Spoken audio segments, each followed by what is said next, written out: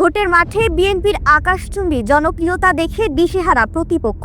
তারেক রহমানকে নিয়ে ছড়ানো হচ্ছে একের পর এক অপতথ্য।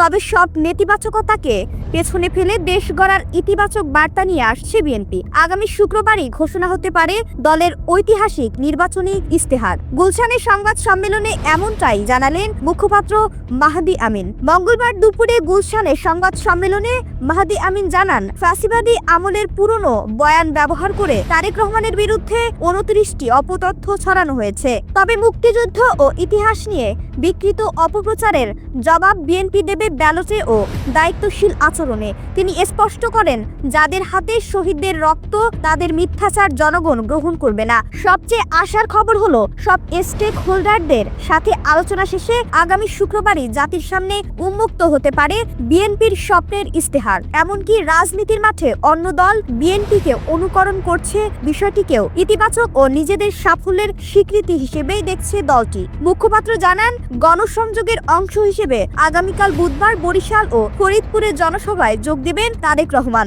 অপপ্রচারের জবাব আর উন্নয়নের রূপরেখা। শুক্রবার বিএনপির ইস্তেহারে কি চমক থাকছে সেদিকেই এখন তাকিয়ে দেশবাসী।